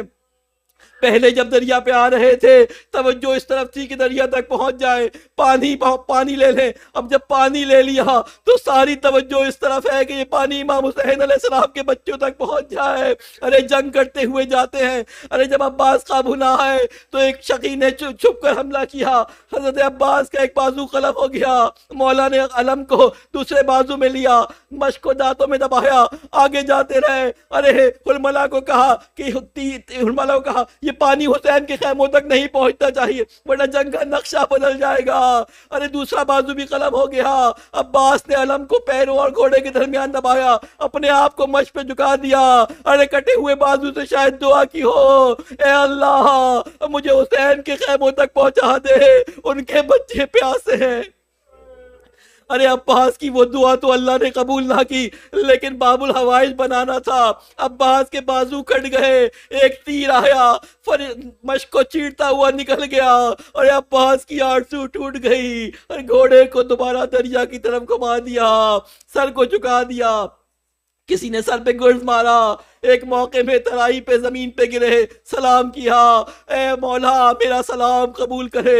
مولا بھائی کے پاس پہنچے، میں نے آپ سے کہا دو مقامات پہ مولا دو مقامات پہ احساس شکستگی مولا کے چہرے پہ آئے، ایک مقام پہ حبیب کے ایک شہادت پہ، ایک حضرت عباس کی شہادت پہ۔ راوی کہتا ہے میں نے سنا جب حضرت عباس کے پاس پہنچے تو فرمایا الہان ان کا سرا زہری، میری کمر ٹوٹ گئی۔ اس کے بعد حضرت عباس کو اٹھانا چاہا، حضرت عباس کی آنکھوں میں خون تھا۔ عباس نے کہا بھیا زحمت نہ کرے، اگر اجازت دے تو ایک خواہش کرنا چاہتا ہوں۔ مولا نے کہا ہاں میرے بھائی بتاؤ۔ کہا کہ مجھے خیموں میں لے کے نہ جائیے گا۔ مولا سمجھ گئے، ارے تم نے زندگی میں بھی میری مدد کی، اب چاہتے ہو کہ میں سارے دن جنازے اٹھا کے تھک گیا ہوں، تمہارا جنازہ نہ اٹھاؤں۔ حضرت عباس شہید ہو گئے مولا کی گود میں۔ امام حسین نے حضرت عباس کا علم اٹھایا، خیمے کی طرف چلے۔ اب جب خیمے کی طرف چلے سکینہ نے کہنا شروع کیا ارے بچوں آؤ، میرے چچا پانی لے کے آتے ہیں، میرے چچا پانی لے کے آئے ہیں۔ اب جو امام حسین علیہ السلام گھوڑے کے ساتھ علم لے کے پہنچے تو بچوں نے جب مولا کو امام حسین کو گھوڑے پہ سوار دیکھا، پھٹا ہوا مسکیزہ دیکھا تو کہا میرے امو عباس کہاں ہیں؟ مولا عباس کو مولا حسین نے جواب نہ دیا، مسکیزہ رکھ دیا، عباس کے علم کو ان کے خیمے میں لٹا دیا۔ میں یہاں پہ ایک چھوٹی سی بات بیان کر کے اپنی بات کو تمام کرتا ہوں۔ ایک دفعہ زمانے میں حضرت عباس علیہ السلام کی قبر تھوڑی سی ٹوٹ گئی، اس کو تعمیر کا موقع آیا تو مہدی بحر العلوم ایک بہت بڑے عالم تھے، وہ ایک معمار کو لے کے حضرت عباس کی قبر پہ پہنچے۔ جب معمار حضرت عباس کی قبر کے پاس پہنچا تو اس نے ایک دفعہ قبر کو دیکھا، ایک دفعہ آغا کو دیکھا، پھر قبر کو دیکھا، پھر قبر آغا کو دیکھا۔ کہا آغا اگر اجازت دے تو ایک سوال کر لوں۔ کہا بچپن سے ہم نے سنا تھا حضرت عباس کا قد بہت لمبا تھا، حضرت عباس کے پیر گھوڑے سے نیچے زمین پہ رکھتے تھے، لیکن آغا یہ قبر تو بہت چھوٹی ہے۔ ارے مولا ان کے یہ قبر کس کی ہے؟ مہدی بحر العلوم نے اپنا امامہ سر سے پھینک دیا، ارے اونچی آواز میں رونا شروع کیا۔ کہا کہ جب سید سجاد 13 محرم کو دفنانے کے لیے آئے لاشیں تو حضرت امام حسین نے صرف ایک لاشے کو دریا پہ چھوڑ دیا تھا۔ ارے جب یہ لاشا چھوڑ کے چلے گئے دشمنوں نے اپنے سارے بدلے میں نہیں سارے بدلے میرے چہرے سے اتارے۔ ارے کسی کو تلوار ملی اس نے تلوار سے، کسی کو نیزہ ملا اس نے نیزے سے، کسی کو پتھر ملا اس نے پتھر سے۔ ارے عباس کا جسم کربلا کے میدان میں ٹکڑے ہو گیا، مولا نے گٹھڑی میں جمع کر کے ایک چھوٹی سی قبر مولا عباس کی بنائی۔ انا للہ و انا الیہ راجعون۔ فسیعلم الذین ظلموا ای منقلب ینقلبون۔ ماتم حسین۔